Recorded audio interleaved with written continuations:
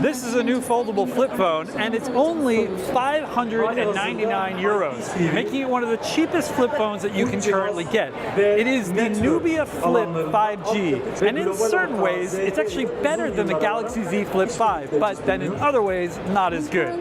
For example, this phone is going to have a larger battery, so that means it's going to last you longer on a charge, which is always useful.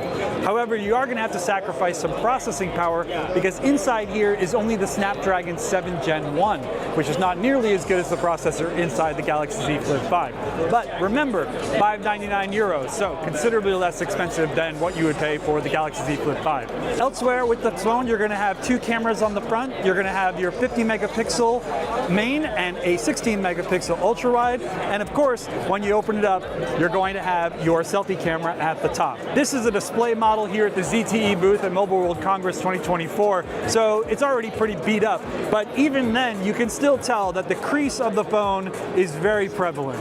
This is not going to be for the people who get really annoyed about the crease in the middle of their phone, because after only a few opens and closes, you're going to notice this one pretty significantly. It comes in three cool colors. We have a black here. We have a off-white with a cool, shiny, glittery kind of finish to it that is pretty classy, I think.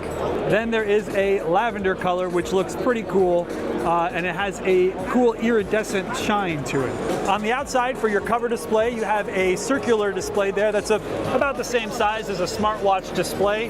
It's not going to be great for doing all sorts of things, but you can at least get your basic information that you need. Think of it more like widgets than actual activity. This is something that we saw on early flips from the Samsung lineup, but now Samsung has much bigger cover displays that you can do a lot more on. So this feels a little bit dated in that sense, but once again, 599 euro, much less expensive than what you would pay for a Galaxy phone. It's also really important to note that this folds flat.